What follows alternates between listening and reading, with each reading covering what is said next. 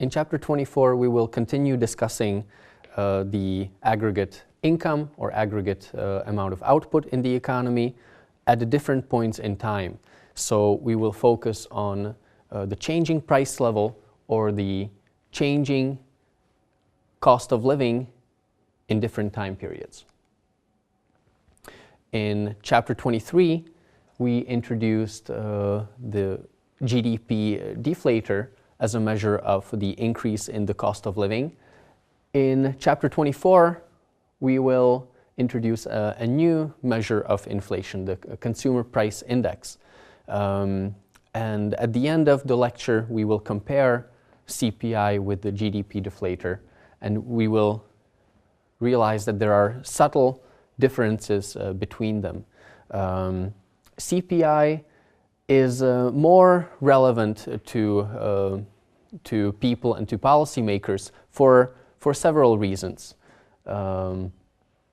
So in terms of use, it's more important for us to understand the definition of consumer price index and its careful interpretation than the GDP deflator.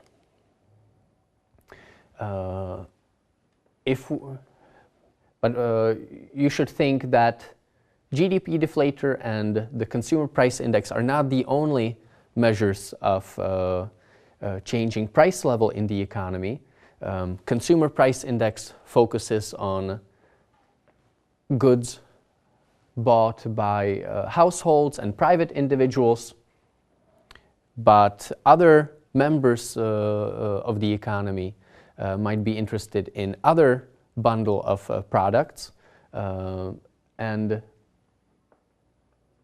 for that reason we can also talk about producer price index or the exports price index or the raw materials price index, which include a different set of products in the evaluated bundle.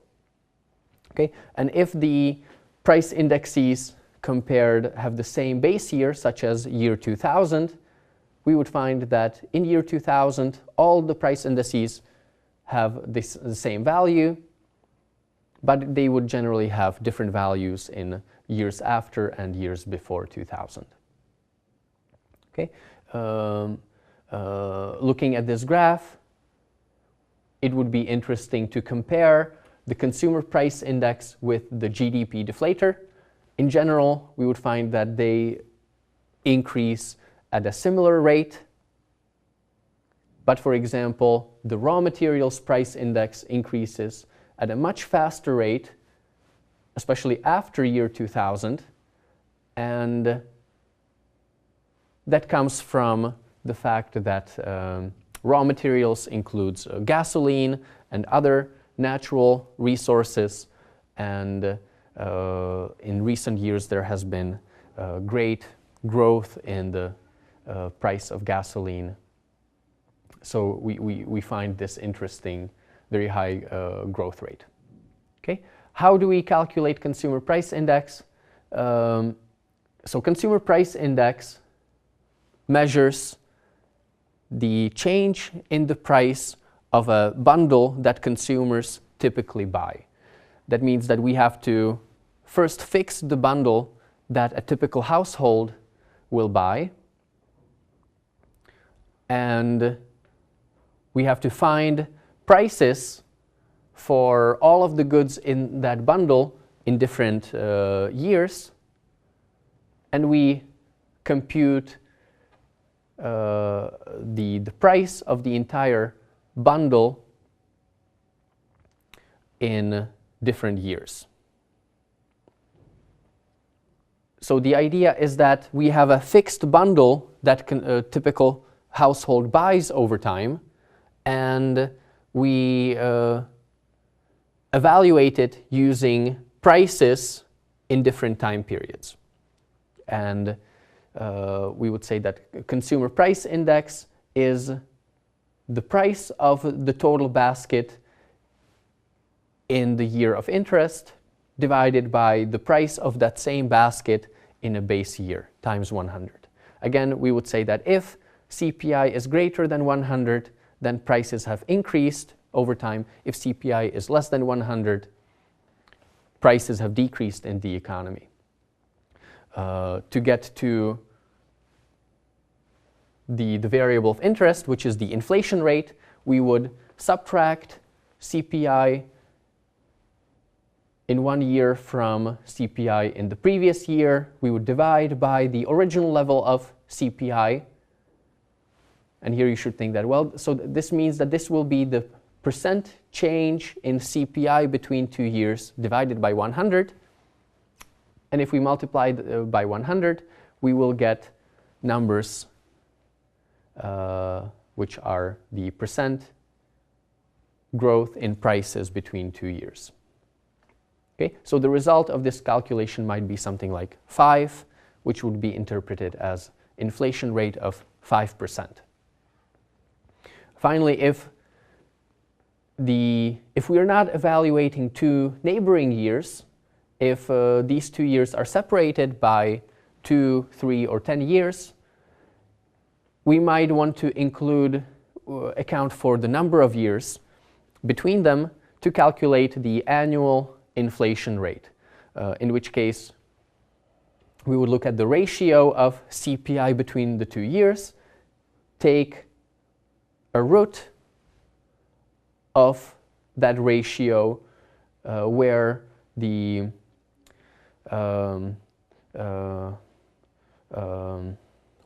parameter of that root is the number of years between the base year and current year minus 1. That gives us the annual inflation rate between any arbitrary 2 years. What is the bundle that consumers buy composed of? In the US, we would find that about 40% of CPI is expenditures on housing, 15% each on transportation and food, and then various miscellaneous expenditures. Here you should think that in each country, consumers buy a different bundle of products. So for Korea, we would get a different composition of CPI bundle. And if we look at the growth in the prices of individual components of the CPI bundle, we would also find great variation.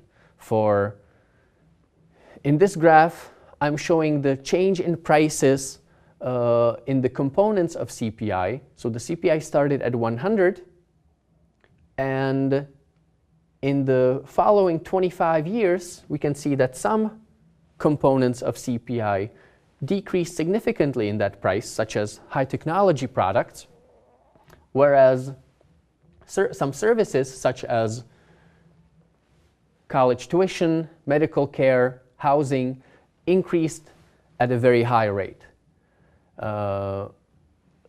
So here, it's important to keep in the back of your head that we're talking about a bundle of different products, and these products don't change,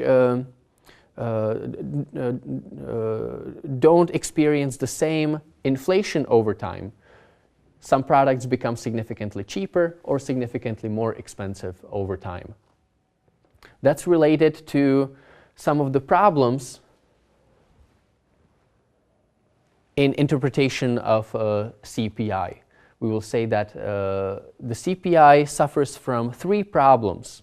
It mismeasures the true cost of living or the true changes in prices that consumers face because of 3 reasons. One is a substitution bias. So we've seen on the previous slide that some goods become much cheaper than before or much more expensive than before. So naturally, we would expect consumers to adjust. Consumers will buy more of the relatively cheaper goods in future time periods. But CPI doesn't allow that. For CPI, we're using the same basket of products in different years. We're not allowing consumers to substitute from more expensive to cheaper products. other two issues are the unmeasured quality changes and introduction of new goods. The one issue with these, so here the idea is that products sold in the marketplace change over time. If we have a new product in the marketplace, such as an iPod, to evaluate to include iPod in the CPI basket, we would have to know pre-existing prices of an iPod. And you may think that for when new goods are introduced, we don't know what their prices would be in previous years. Or if a product is significantly improved over time, you may think that mobile phones today are a very different product than mobile phones 10 years ago. And comparing the prices of this product in different time periods will give us a very biased view of how the cost of living has changed. So for these three reasons, we may think that CPI overstates the true changes in the cost of living over time. And this issue is important because CPI is quoted very often in government publications, in evaluation reports. Some compensations are linked to the CPI in the economy, such as the pensions received by the retired people are adjusted annually for the CPI, and if CPI overstates the amount of changes in the cost of living, then we will be the government will be compensating certain members of the society at a greater and greater level over time. Generally, these three sources of bias result in an overstatement of true inflation by maybe 1 percentage point of inflation. So if the CPI tells us that prices have increased by 4% in a given year, in the back of your head you should perform an additional calculation, and you would say that, well, that probably means that prices have increased only by 3% or 3.5%. So now we have introduced CPI and GDP deflator as two alternative measures of inflation. How are they different? Will they give us roughly the same answer? And so let's explore this issue a little bit. So CPI measures the cost of a fixed basket of products purchased by consumers. And we evaluate, so we have a fixed basket of products, and we compare the prices today with prices in a base year to calculate inflation. GDP deflator compares the currently produced, domestically produced products, and again, it compares the prices of these currently domestically produced goods with prices in a base year. So notice that CPI talks about consumption goods, what typical households buy, and GDP deflator talks about the actual production. So one difference is that this is about consumption, this is about production. Right? This is about domestic consumption, this is about domestic production. Notice that this is a fixed basket of products, whereas here the basket of products changes in every year. So when you think back of the three problems with the CPI, you may think that GDP might suffer from different biases. In particular, GDP deflator might not suffer from the substitution bias because the bundle produced in the economy every year gets updated. When we compare GDP deflator and CPI, in fact, we observe that GDP deflator is usually lower than the CPI. That comes in one part from the substitution effect within the CPI that is not present within the GDP deflator. So if we look at this figure, there are several interesting things to note. One, both measures of inflation are always positive. That means that between 1965 and 2000 in the US economy, prices always increased, they never decreased. We always had inflation rather than deflation. Second thing that I mentioned is that the CPI is generally greater than the GDP deflator because of the substitution bias in the CPI.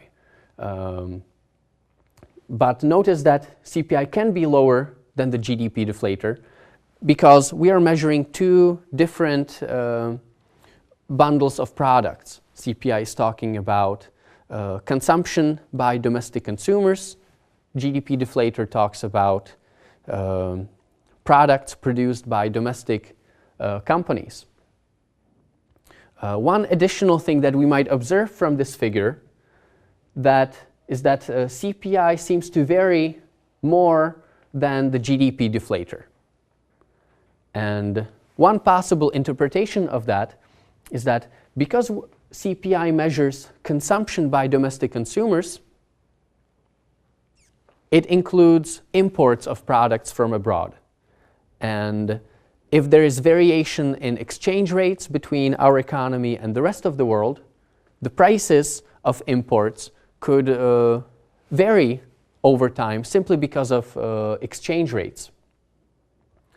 GDP deflator, on the other hand, only includes domestically produced products, and it uses domestic market prices of the products. So you should think that these domestic prices will not be heavily influenced by exchange rates. So if we think that the fluctuation in exchange rates in the real world is significant, that could explain why the CPI varies more over time than the GDP deflator. So that concludes our discussion of the size of an economy and a comparison of the size of the economy between different time periods. In the next few chapters, we will look at productivity by workers in a domestic economy. We will look at the domestic labor market and the definition of unemployment rate, and we will look at the determinants of saving and investment in the economy.